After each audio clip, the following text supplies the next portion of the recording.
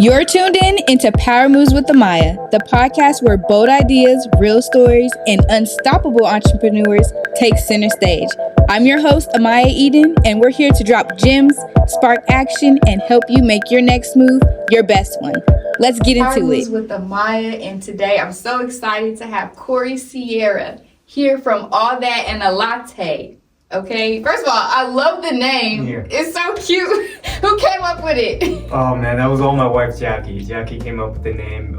And you know, a little story behind it is it was her and our good friend Rachel. And they were Jackie, believe it or not,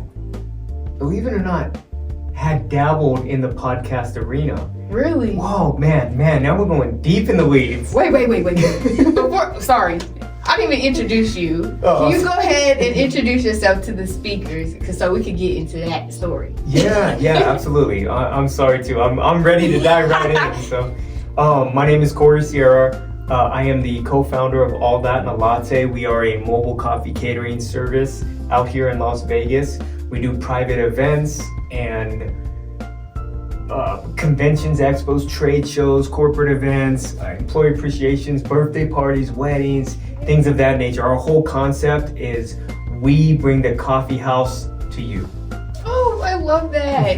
And I was reading your bio too. I was going to read it during this podcast, but what stood out to me is the line of work you had before you got here. Yeah. And I definitely want to jump into that, but I didn't want to cut you off and lose your train of thought of the story you had behind the name All That A Latte. Yeah, I'm sorry. Like I said, sometimes I get deep in the weeds. Mm-hmm. I'm a textbook over communicator, so just get ready. Okay. But basically, long story short, Rachel and Jackie were coming up with a name for a podcast that Jackie was dabbling in at that time. And they would just throw names out there. They're like, how about all that in a bag of chips? And they're like, how about all that in a latte? And that's kind of what stuck, you know, so. I love that. I first met you guys at the Marble Manor, the Housing Authority Marble Manor groundbreaking. Mm-hmm. And that name, I was like, oh my gosh. Because, you know, we're in marketing and, you know, stuff like that clicked to us. I'm just like, that was a perfect name for that. Yeah. So now I want to get into your line of work before you got to All That A Latte. Mm-hmm. So were you first in the Navy, right? I was, yes. And you did 6 years? 6 years, 6 years active and 6 years reserve time as well. So 12 years total service, if you can believe it. 12 years. Yeah. What made you even want to get into the Navy? Oh man, that's a long story too. But you know, for the sake of time, I'll try to condense it. But it was really just I needed some direction. Mm-hmm. I didn't have any direction. I wasn't one of those kids. I grew up out here in Vegas, and I wasn't one of those kids who were planning to go to college, thought about even going to college. And then after I turned 18, I needed to figure out what I was going to do with my life. My girlfriend at the time, who's now my wife, kind of influenced that too. You know, I really wanted to be something that she could be proud of in a sense, you know, and amongst other things, you know, she wasn't the sole reason why I joined. But anyways, I thought I needed to get educated. I looked around everybody that I thought was successful, at least from my perspective, and it appeared that everybody was educated and went to college. So I started looking to routes going to college after I got out of high school, and I realized you gotta pay. Yeah. So I was like, how can I pay for it? And that's kind of what led me down the Navy route.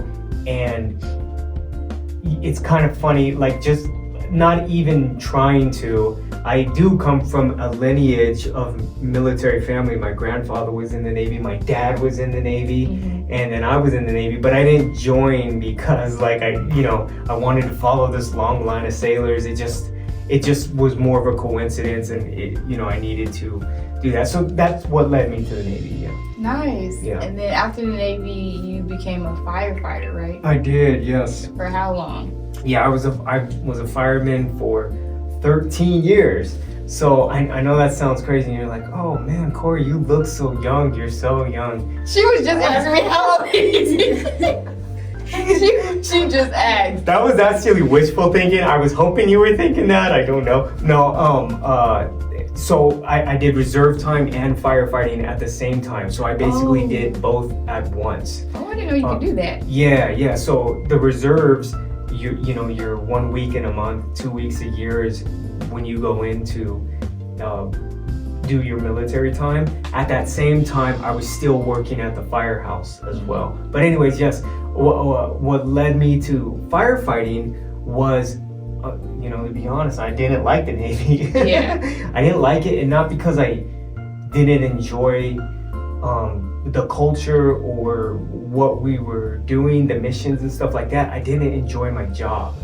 I had an administrative job in the Navy, and that's a long story too, but I figured out about myself, it was a growing process, that I'm not like an behind the computer type of guy, in the office type of guy, administrative type of guy, and I wanted to do something more hands-on, but also knew that I wanted to do something where I could be of service and help people. So that's what led me to firefighting, and I as I was still on active duty with the Navy, I started working towards getting my certifications and figuring out how I would become a fireman after I got out. And then yes, I was a fireman up until last year. Last year? Yeah.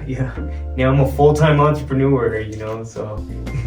Wow, how was that transition, like from the Navy firefighter, now an entrepreneur? Yeah, the Navy to the fire department was a little bit of a transition, but not that bad, because the fire department is a paramilitary organization. So you get a lot of the same aspects of in the military as you do in the fire department, like how you present yourself, level of professionalism. You're being put in very stressful situations and you still got to perform.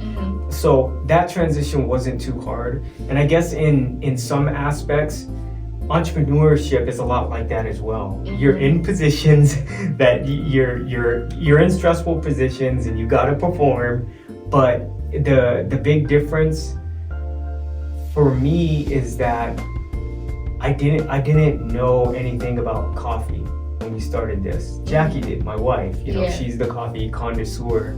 So that transition was kind of odd for me. I always joke with everyone. I might have even told you at our thing. I was like, I didn't even know what a latte was until we started this company, right? That's so funny. Yeah, and then I always tell people it's espresso and milk. We were talking about the word. Okay, all right, Corey. So I have a thing where I like kind of like say words wrong. I pronounce them how I say them in my head. So I said espresso with an EX. Yeah. Instead of espresso. Yes. I've I done that just for think it many sounds years. better. I did that for many years. Honestly, I figured that out too. Like in the last couple of years, I was like, oh, it's with an S, spelled with an S. Exactly. Hey, can I get some espresso? Exactly. Hey, that's the right way to say it. Espresso. I need it expressively fast. Exactly. Yeah. With the quickness. Hey, we're on the same page though, because I really didn't know. It's ESPRESSO. And I thought it was EXP. Exactly. Yeah. I was trying to type it out, and I'm like, why is it got the red squigglies? I'm like, I spelled it wrong, obviously. I'm saying it I'm spelling it how I say it. But I wanted to go back to the story, the part where you were, you didn't mention it now, but when we were at the groundbreaking, you were saying how there was a position at the fire station when you were being a firefighter, and then they had an opportunity, an opening, and you took it. Do you remember? Or did I say it wrong? I think I said it wrong. Yeah, we talked about a lot at the groundbreaking. It was around like you took a chance when you started. Oh, yeah. When you was like, okay, I'm gonna just do this full time. Yeah. To me, now to get even deeper in the weeds, that was like God talking to me, because this is what happened. So, I got a military background, I got a fire background. An opportunity, we've been doing this business since, this is our third year of operation this month, right? And last year an opportunity came up. We were approached with it for an opportunity to open up a coffee shop on Nellis Air Force Base, right? And me and Jackie were talking about it on my way to work, you know, and I'm like, babe, I don't know how we're gonna do this, because I mean, I still got my full-time job and I still need to, you know, this is gonna be a really big endeavor. You know, if we win the bid, we were bidding for it. And here's what I'll do. I'll talk to my chief and see if he'll let me take a leave of absence, or they call it LWAP, leave without pay. So in my mind, I was already formulating the plan to open up this coffee shop on base if we win the bid. And that plan included me basically taking 6 months off of work without being paid, leave without pay. And Jackie was like, okay, well, let's see. Well, let's see if we get it first. Let's go, you know, but we'll start maneuvering towards it. That day, we had a staffing meeting, and my chief was like, hey guys, we got this email from the government. If anybody wants to resign from their job early and retire early, essentially, you'll be paid for 7 months. Look at the Lord. Yeah. Oh my gosh. Yeah, and I was like, hey chief, I wanna do it. And she's like, shut up, sit down. Like, you ain't going nowhere, Corey. She told me that too. I was like, chief, I'm not hostage, gosh. Right. I'm not a prisoner, you know. But shout out to my chief Bledsoe at the time, Chief Michelle Bledsoe. And then I told our hired chief, Chief Torque, and yeah, I was the first person in my department to resign. and yeah, it worked out. Here's what didn't work out though. We didn't win the bid for the coffee shop. Yeah, so we'd made these maneuvers to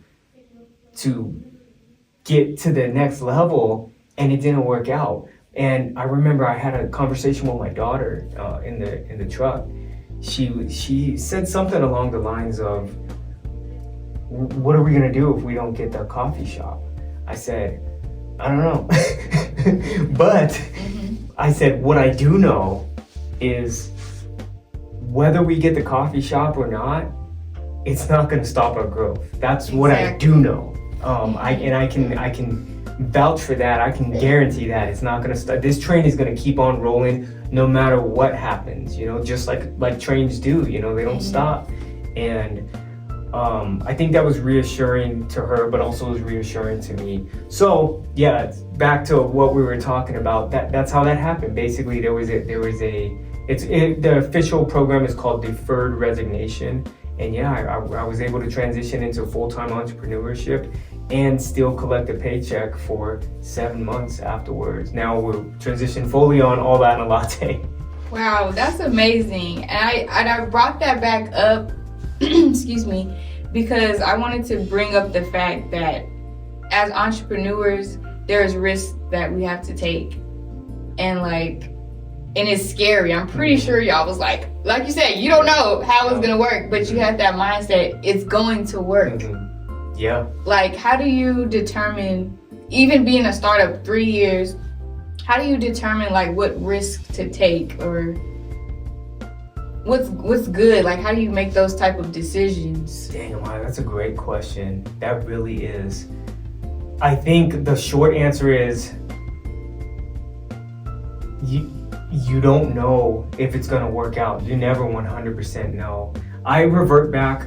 A lot of times, because it's what the bulk of my life is, I revert back to my fire training, my military training. In the fire department, especially in the wildland game, I did dabble in wildland firefighting in between before my structural career and after the Navy. I had almost 2 seasons as a wildland firefighter, and one of my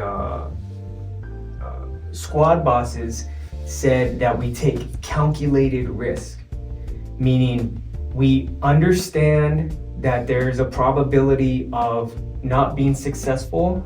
We do everything we can to reduce that probability, but still knowing that it's a probability, we do it anyways. You know what I mean? Like, so basically that's where the calculation comes from. So I apply that, a lot of stuff that I've took from the military and the fire service, I apply to entrepreneurship, and that's one of them. I take calculated risk. It's not that, I just let go of the wheel and let Jesus drive. No, you gotta at least have an idea where you're going and understand that, okay, if I go faster, there's a higher probability that I crash. If I go slower, it's gonna take longer. If I speed up somewhere in between, maybe it's a happy medium, but maybe there are situations where I do just gotta put the pedal to the metal and get to the next stop, or maybe there are situations where I gotta ease off, pad the brake a little bit and slow down. So to answer your question, you never 100% know whether it's worth the risk or not, but you make the calculation and decide for yourself. And then there's something else I took from the fire service, you stand by your decision. It may not be the right decision, but it was the decision you made based on all of the information you had at that particular time, and you just went with it, you stick by it, and if you have to make an additional adjustment, you just make it, so answer your question, you never know. You never know. Take the calculated risk. And I love everything you said. It's like a couple things I want to touch on, even just from that response. Let me go back to not being afraid to fail.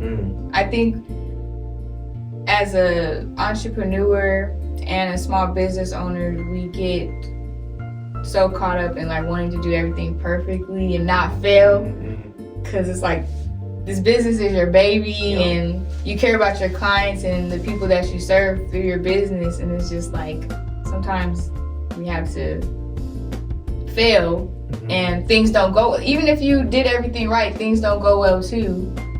You mentioned not even winning the bid and quickly pivoting to something like that. I think that's admirable too, to do. Yeah. A lot of people was like, okay, that's my sign to give up. Let me just stop. Yeah, let me go back. They told me I could come back too. They're like, you can come back anytime. See? But that's really good dialogue, because these are all the sort of things I think about on a daily basis now. And the first thing that came to my mind is that famous Kobe quote. Did you ever see, it's this clip of Kobe, and he's like 17 years old, right? And he's talking about shooting the game-winning ball and missing it, right? And he's like talking to the interviewer, and he's like, so if I take the last shot and I miss, so what? He says it just like that, so what? Like, he doesn't care. And when that specific clip, that's exactly how I feel. Like he embodied how I feel in those words. So what? Like, that's how I feel about this business. I'm like, if we don't get the coffee shop, so what? I'm still gonna go, And I think if entrepreneurs adopt that mindset, and the mindset of fail hard, fail fast. Another entrepreneur told me that too. Justin Blum. He's, man. I think I heard that before. Yeah, he's a prominent entrepreneur out here, and I got so much love for that dude. He's taught me some lessons, and we grew up together, So I don't talk to him that much, but he taught me some lessons. But I just seen him recently, and one of the first things he said is fail hard, fail fast. I'm sure you've heard that before, right? And all it just means is don't be scared of failing. And then if you do, just learn from it. Fail hard, fail fast. Or like Kobe says, you shoot the game winner and you miss it, so what? So what? I love that. So what? I'm about to start saying that. So what? Yeah, we gotta find that video because it's motivating. I am gonna look it up because I love looking at inspirational things like that. It's just like really having that mindset to just, it's okay to fail, but what are you gonna do to pivot to still reach your goal? Like, all this could be happening, but what is the end goal for you with your business? I think people get sidetracked with all the things that happens. Life happens, and then you have family and all types of things, and it's easy to get distracted and lose sight of what you originally, this was your plan when you first started. Did you and your wife, did you guys like sit down and was like, we're gonna plan this business and we're gonna go with it, or it was kind of like an idea and just ran with it? Yeah, how it started was, so it initially, All That A Latte, the name, started as a podcast idea that she was dabbling in, but the actual mobile coffee catering service didn't come till a little bit after that. I want to say maybe 6 months after that, and because Jackie's in real estate, she's a real estate agent, and we had an open house. Did I tell you this at the conference? Yes, you did. I forgot you did, but yes, the listeners need to hear this too. Yeah. So she was dabbling in the podcast arena, and we had the All That A Latte name, and she was doing an open house. She's also doing real estate, and she had an open house, and she's like, I gotta do something creative for my open house to kind of like, so people will come in and check out the house and stuff like that. And she is, like I said before, she's the coffee connoisseur, right? We have a at-home, espresso machine, and all the syrups and milks and the frothers and all the other, the grinders, all the stuff that goes along with a coffee shop. And we have it at home. She brought it all to the open house and made coffee drinks for everybody who stopped by. And she got such a good reception that people were like, man, this is really good. This is like abnormally good. You should start a coffee shop. People just saying it like, just because, they just enjoy free coffee. I don't know. Maybe they were fluffing or maybe they're not, but I doubt it, because we still get it all the time. Yeah. But I think it sparked something in her brain, and she was like, I think I am gonna start a coffee shop. And she was thinking more for the real estate side, like I'll start this coffee like thing for every open house, have a little cart and stuff to really get the word out about the houses that I'm putting listing and stuff like that. And she called me up on my way home from the firehouse and was like, hey, I want to start a mobile coffee cart. And I was like, okay, I got your back. And she was like, can you go pick it up? I was like, now? She's like, I just bought it. I was like, okay. And I picked it up that day when she told me, and that our first cart was this big, clunky, like, it was an alcohol bar, actually, that we converted into a coffee cart. And that's how that started, how the mobile coffee catering service, that was the genesis of it, so, but now I'm losing my train of thought. What was the original question? It was, I was saying, were you guys like planning, or it was just like an idea and just like, okay. Yeah, so that's how it started. The first year, it was just like a weekend thing, like a side hustle. Yeah. And we started realizing that there's a demand, there's a desire for this. I don't say a need, Need is like, you need medical care and you need, Coffee is medical for some people. It is. Some people can't go a day without it. Yeah, that's true. We've dealt with that too, man. But I always say there's a high demand. That we figured that out the first year, so we kind of doubled down on it and invested like some for us serious money into it, and we're expanding. And from year 1 to year 2, we 10x'd our revenue, right? We didn't make a lot year 1, so. That is very, Yeah, but we still 10x'd it, so that's when we know. And then year 3 is when we started having the negotiations with the, year 2? Well, I don't know. Year 3 was last year, so this this month is year 3. So last year is when we started having the negotiations with the coffee shop. But anyways, that's how it all started. And then Jackie had like a specific conversation with me. She was like, we're onto something. And I didn't even mention this. There's a lot of layers. Okay. But I was also running a nonprofit for firefighters as well. Really? Yeah.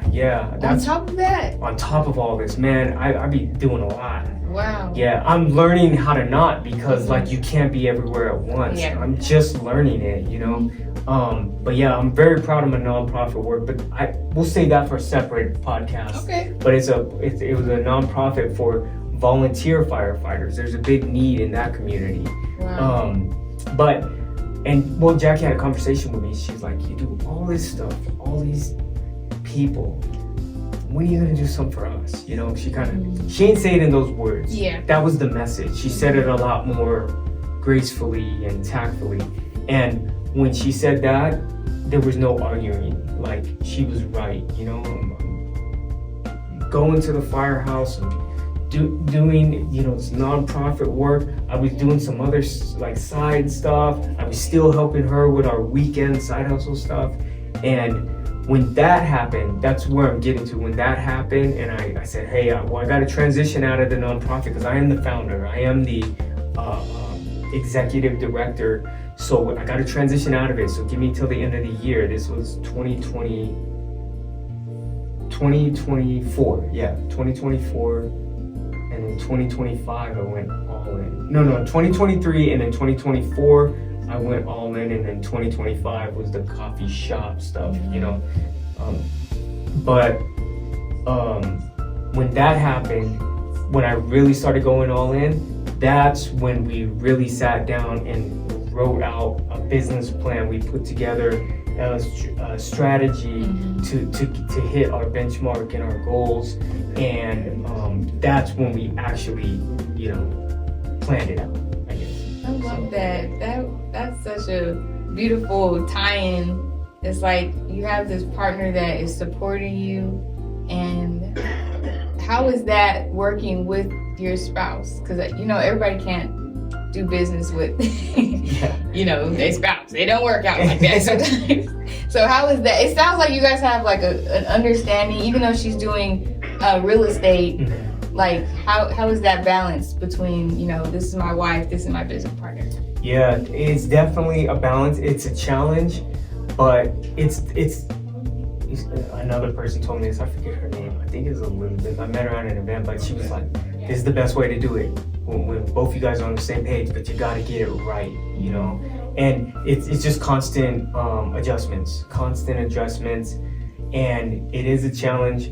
We do balance it out by kind of looking at the business.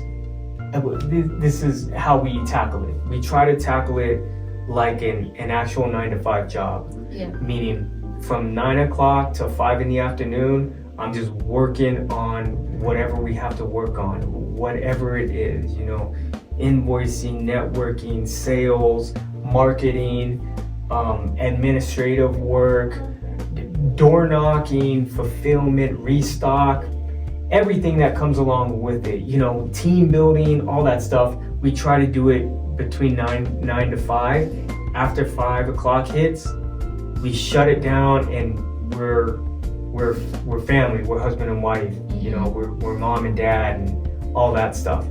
I will say it always bleeds over though. Oh, yes. It always does, you know, but we do our best to really separate it. And we have had conversations where she's like, no, I'm talking to you as a partner, as a business partner right now. I'm not talking to you as a wife. And I'll say the same thing. I was like, I'm not talking to you as your husband or your spouse. I'm talking to you in business stuff right now. You know, that helps too, because if we're having some discussions about directions and strategy, or not even that deep, just who's gonna go receive the order today, you know, we have to understand that, okay, this is my business partner talking right now, not my husband. So I love that. I see a lot of similarities with your business and my family's business. And you met Shondell at the Marble Manor. He served in the Air Force as well. And as you're talking, I'm like, yep, this is him. He's adding his experience in the military into the business as well. And even this morning too, it's so funny. He was like, am I talking to you as my granddaughter, or do you want me to talk to you as my mentor? And we always have to like differentiate. Because again, the business will bleed into, you know, talking about you do life your best, stuff. but you know, the business will always. It always does. It always creeps in somehow. It's a Sunday. What were we talking about? We was talking about scriptures, and then we start talking about something new. It will just always, every conversation you have with him, it will bleed over. But he does his best to like, okay, what do you need? How do you want to have this conversation from your grandfather perspective or your mentor? And I think that's important to have that balance when it comes to running a family business, because it's very tough. Yeah. May I say something too? I'm very inspired by you and your family. Oh, thank you. And I mean, I've met a handful of team members through multiple different events, so I kind of knew the business before I knew you or your grandfather, you know. That's cool. And there's definitely something that stands out, you know, in a positive and in a genuine way. And when you were telling me the story about your grandfather, that he's a veteran too, and then when I met him, I was thinking, man, he looks hella young too. Oh yeah, he is young. He'll be 58 this year. Dude, he looks younger than that. He looks younger than that. They got 8 kids. I'm the oldest of soon to be 19 grandchildren, and they have 4 great grands. Oh my God! See, that's incredible. Thank you. No, it's cool, and I think that's why this. That's why I think maybe we kind of connected a little bit at the groundbreaking, because I'm inspired, and I can tell that you guys got something good going on over here. And I just wanted to say that. I just wanted to throw that note and say much respect to all you guys over there. Yes, thank you. It's like, yeah, my auntie, she's the CEO, and she comes from the Air Force too. Oh, nice. So it's like, I know exactly what you was talking about as soon as you was talking about it. Right. And I just could relate with my family too. And it's just, everything you're saying is like so true. Having to pivot too, because in 2009 we experienced the Great Recession, and so we had to pivot too. We went through COVID in 2020. We had to pivot as well, and it's just like, this is not an easy journey. And I feel like people wanting to get into entrepreneurship thinking like, oh, I'm gonna just, there is some pros, of course, but they don't look too much at the cons as well that comes with what it really takes to be an entrepreneur. And they think, oh, I'm gonna just make a whole bunch of money. I don't gotta plan nothing. I'm gonna just say I'm a business owner. Right. And I'm gonna be rich. I get to make my own schedule. Like, I haven't experienced that yet, but And no, it's like, I mean, you get some type of freedom, but you're still serving. I think people forget, like, you still have to serve your customers. And it's like, you're just not a free man walking with a business and making a whole bunch of money. Yeah. So I'm At glad least not at first. right. So I'm glad like you were transparent enough to say like, oh yeah, the first year we didn't, make this yet, but we started, pivoting and start seeing contracts. I would like to say too that also that really stood out too when you told me that Some was what has been around since 2006. Yeah, 20 years we celebrated this month. Yeah, this month. Dude, 20 years, honestly, yeah. man, because I'm sure you know the statistics. Like most businesses, they don't even get it past the first year, and then a smaller percentage get it to year 3, and an even smaller percentage get to year 5. So Yes. to be around for over 20 years or at 20 years, it's incredible. It just shows that you guys are here to stay, and obviously you're doing something right. Yes, and it's a family business. Yes, too. family. Like, man. This is my first and only job. When I tell you I've never worked anywhere else, So I've been with my family business for 9 years. Jeez. I started when I was 14, officially got hired on when I was 16. Oh my gosh. So that's a blessing in itself. And then we know the statistics. I think we're in like the 10% now that reaches up to 20 years. But that's what drives us as a company too, is because we see the statistics and we want to teach businesses how can they do the same thing that my grandfather did for me. Yeah. He built something to where we could pass it down to generations.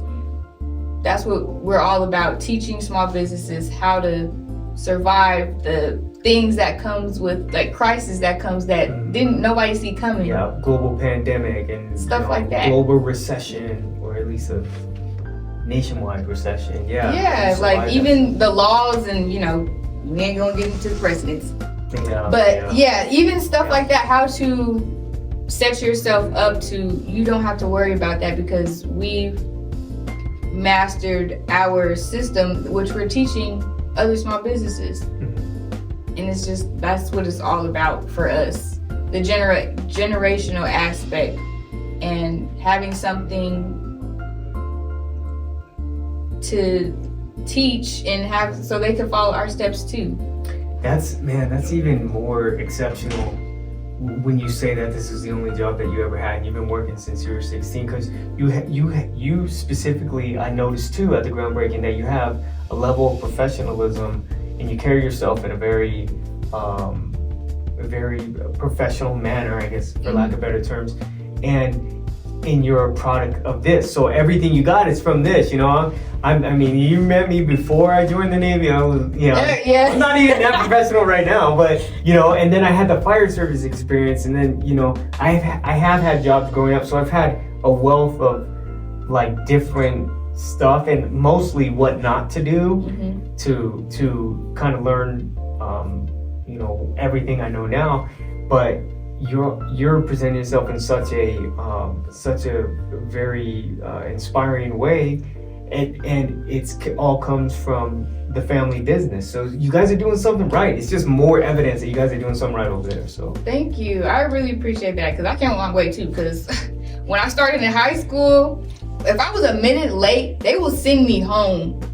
Oh dang. If I had like ripped jeans at the time, I thought business clothes was like old people clothes. I was like, I'm not about to be wearing no old people clothes to school. I'm trying to look cute, you know? Yeah. Because I would go to school and then come to work right after. And they was like, what you got on? This is not right. This is not how you dress in a meeting. I was like, whoa.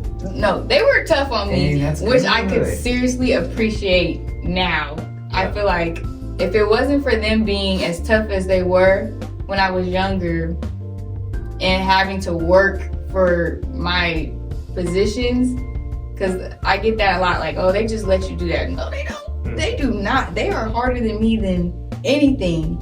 And I really appreciate that because it builds character. It helps me look at things. And they're teaching me life skills at work that I could apply outside, you know, of work. I was able to learn their military background and all that other stuff. And because he also came from station casinos too, Shondell. Yeah, that's right. And everything he learned, he just applied it to the business too. And we also have an internship program where we intern youth at our business and help them learn how to present yourself in professional settings, how to work in the office and things like that. So it's like I definitely learned everything from them.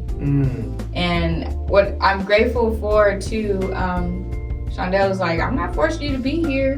You know, you can learn all you can here at Some New, and if you want to start your own business, you could go ahead and do that too. So I was like, are you going to? I kind of do. Some New Solution Zone is an online platform. You mentioned all this. Yes, this is a part. So yes, a part of the Some New Solution Zone is basically our online version of Some New. Okay. So we take them through the 12 steps of marketing. Yeah, the book. Which is, it's the book, and it's also the whole process. I haven't read it yet, but it's ordered. Oh, you did? Oh, yes, I would love to know how you feel about it. Yeah, like I said, I enjoy business literature, so That book is an online course. So everything I was just telling you, how we're teaching businesses. And that's Some New Solution Zone. Yes, so I'm the facilitator. So this is a startup business, basically. Okay. So I was like, let me do the online part of Some New. So that's what I'm doing. Respect to you. Yes. Nice. So I want to hear more. I don't know. Maybe we'll talk after like the podcast. Yeah. This is the course. It's a self-paced. You have Shondell as your mentor.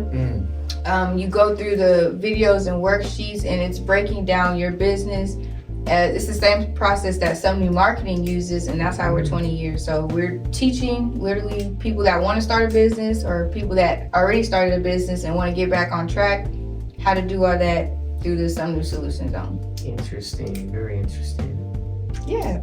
Yeah, let me read the book and then. Yeah, of course. Hey, we're here.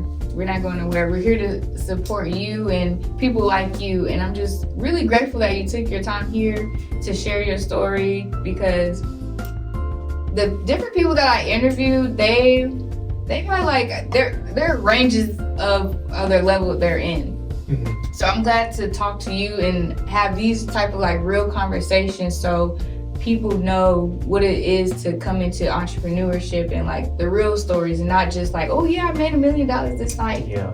You know, everybody likes to highlight that, but I would like to have real conversations, like the risks that you took and the challenges that you had to endure as a startup. Mm-hmm. And I'm just grateful.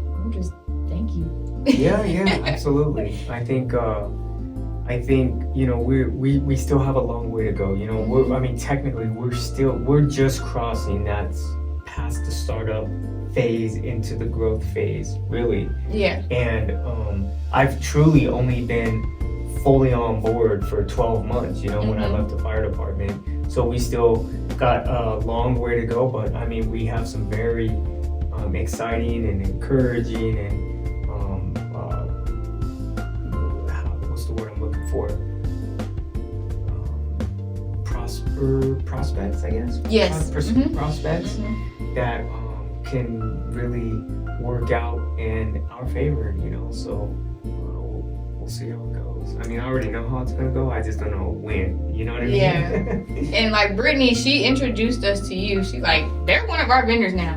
So whenever we got, they was over. What was that drink he had? What's that drink you had? Mango dragon fruit lemonade. That. Yeah. That one, and it was something else Cash was like talking about. Was it the OMG? Yes. Yeah. She was like, y'all need to have that. Y'all need to go. She's like, she was raving about you guys. I'm like, I can't wait to meet y'all. Yeah. But it's like, shout out to Cash, right? Yes. Yeah, Cash and Brittany. Because I met them at another event that we had got hired for, and we were just talking, we were just rapping. Like Brittany was telling me that, you know, she had dabbled into entrepreneurship and now she's doing marketing with Some New. Same thing with Cash, and they showed a lot of love, and it was cool. And what was so cool about Brittany, and I know we had talked about this too, is that she's like, oh yeah, we do events all the time. We'll keep you in mind. And that was honestly, maybe if it wasn't a year ago, it's pretty close to a year ago that we had that conversation. And it was so long that I forgot I met her. Yeah, see? We take relationships very seriously. And I think having those type of connections in business is so important, because other people help you with your business. And to be fair though, once we started talking, I was like, wait, we met before, you know? And she's like, yeah, like I told you. I was like, oh yeah, my bad. It be like that. You be all over. You meet 1,000 people a day, and it's like, hey. Yeah, but I'm glad. Big shout out to both of them, man. That was so cool, you know. Yes. So yeah, I could tell they're aces as well, you know. Again, another testament to Some New, you know. Attracting talent, attracting good people, and you know. Yes, we make sure like the people we bring on our team that they fit our culture. And our thing is we treat everybody like family, and even our clients. We don't even call them clients like that, but we treat our staff and clients like family.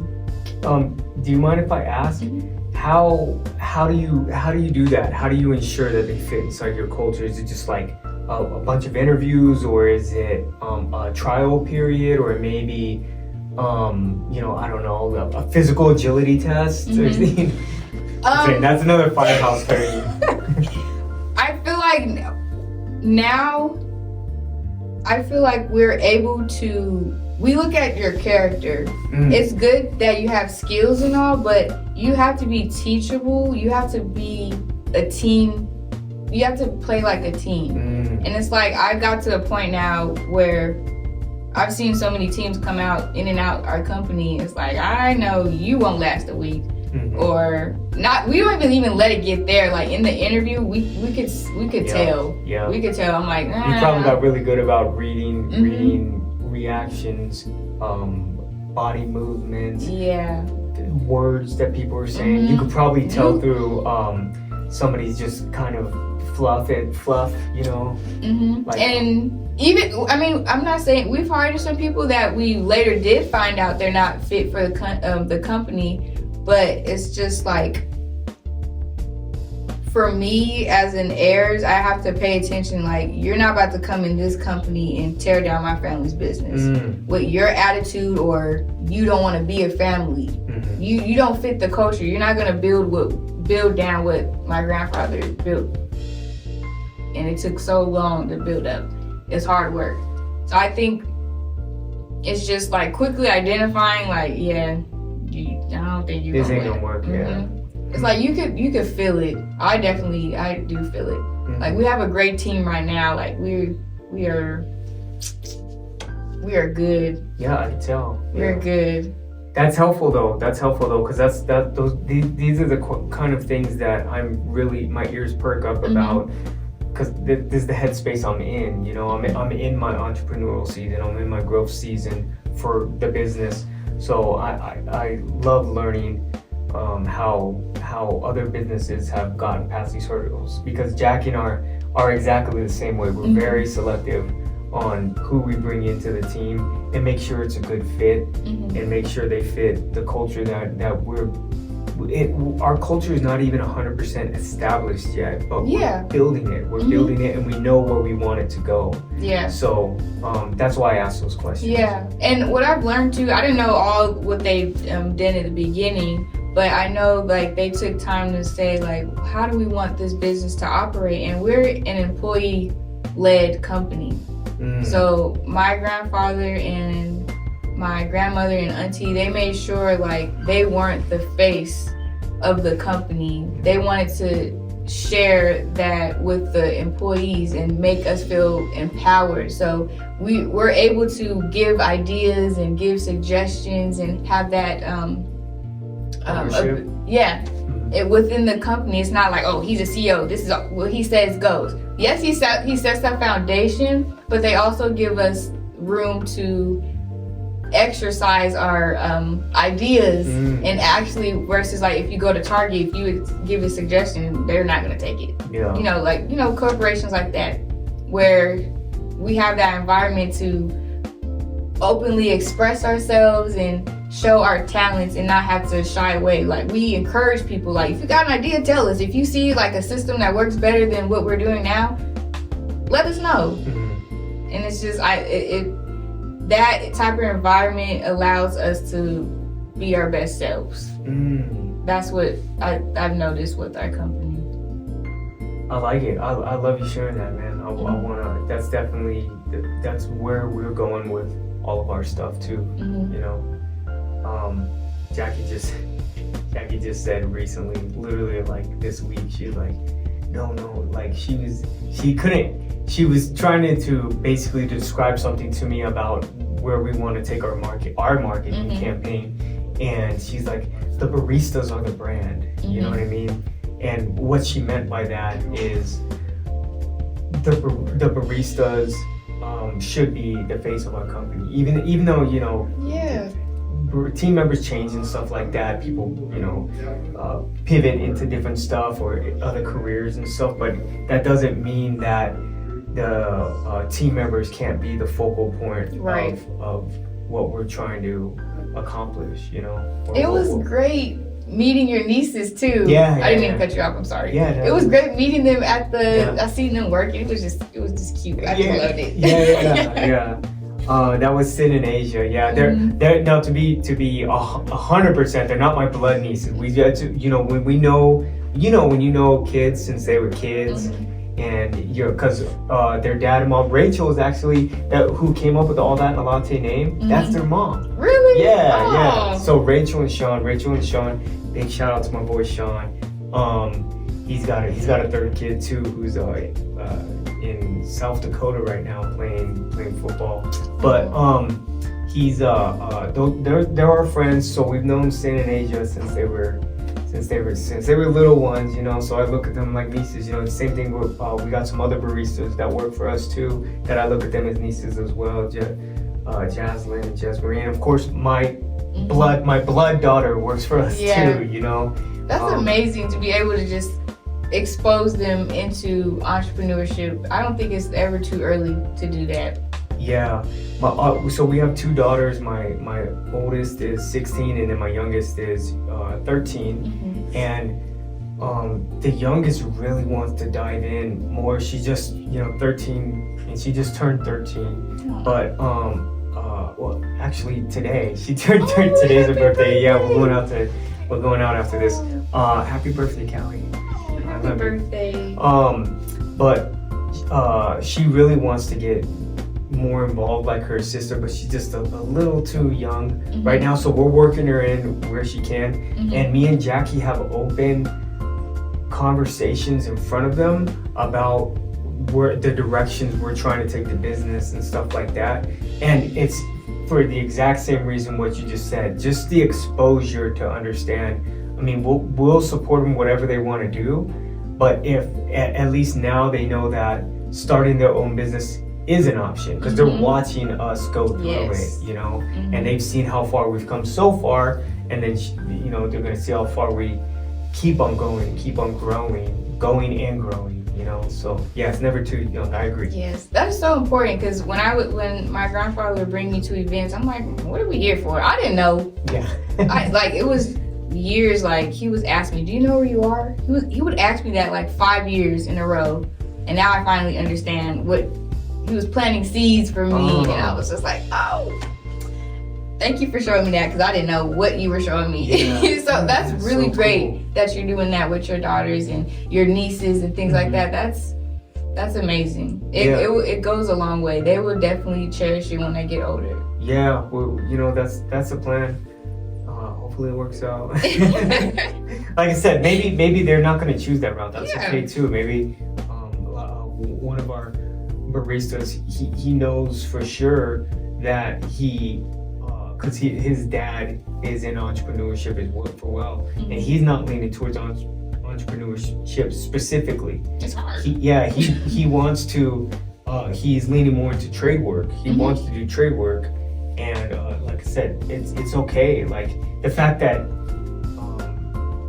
you're just exposed that's the real W. Everybody's got to decide for themselves. So. Yeah, and ownership of a business is not for everybody, so it's okay if you want to work a 9 to 5 or do a trade. That's fine. Yeah, to be honest, I remember before I joined the Navy, I was still trying to figure out what I wanted to do back when I was with Jackie, my girlfriend, and I did pick up a business book on how to start a business, right? And I read through it, and I was like, it made me not want to start a business. Back then, I was like, no, I would rather just go to work hard, clock out, not have to think about anything. When I go home is home, work is work. That's what I wanted for a long time. It wasn't until, more recently that I was like, no, I'm past that now. I've pivoted my mentality. Yes. Just like we pivot in the business itself. Yep. I pivoted my mentality to not want that anymore. I want all this, all this pressure, all this challenge, all of these hurdles. I want it all. It's fun to me. Yeah. But I've evolved to that. It wasn't what I originally wanted. Yeah, I'm slowly I'm being mentored to being an employee to, transitioning to being a business owner, and definitely entrepreneurship is a mindset. That is something you cannot turn off and turn off. You can't just put in the hours 9 to 5, that's it. I'm gonna take my entrepreneur hat off and then put it back on when it's time. It's like it stays on your whole life. It stays on. And that's, important that you mentioned that, you had to grow into it, because you can grow into it. Yeah, you can. I'm an example. You can grow into that mindset. But again, it's totally okay if you don't too.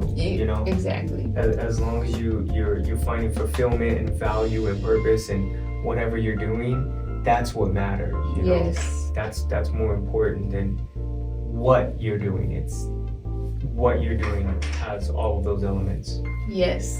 Yeah. Now, we've been talking for a while and we've been having some great conversation. I want to ask you one last question. What is one power move that you want to leave with the listeners to take with them? Oh man, power move.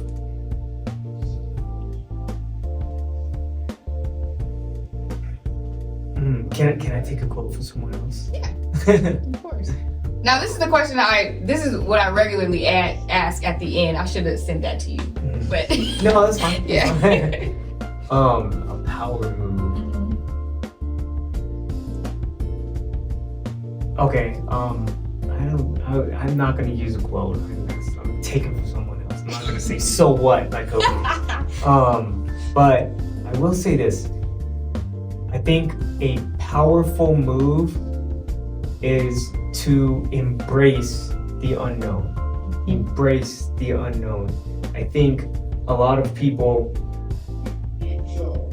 try to shy away from the unknown, and that's what may lead you into nowhere. Yeah. You know?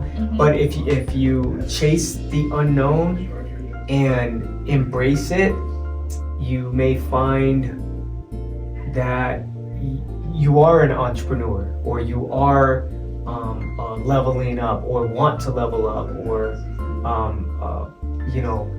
be powerful yourself, but don't let the unknown restrict you from doing that. Embrace it, chase it, and conquer it, and then find something else unknown, and then embrace it, chase it, and conquer it, and then find something else unknown, and then embrace it, chase it, and conquer it. So embrace the unknown. Thank you so much, Corey, for being on Power Moves with Amaya today, and I appreciate you for sharing so much power moves. I've learned from you as well too. So, no, for real, I'm not lying. No, for real. I really do appreciate this conversation. I'm very humbled by that. That's why I made that sound.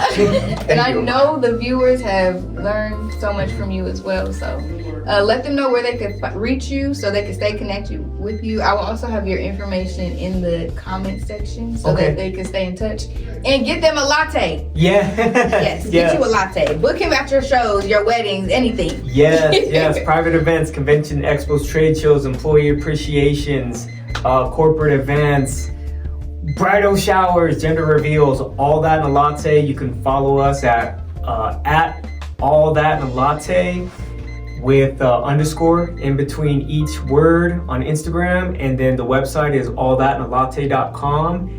And if you find yourself at the Las Vegas ballpark, we're also up there too. Yes, thank you. I had such an amazing time. Thank you, Corey. Right on. Thank you, Amaya. I appreciate it. Nice. That was fun. That's a wrap on this episode of Power Moves with Amaya.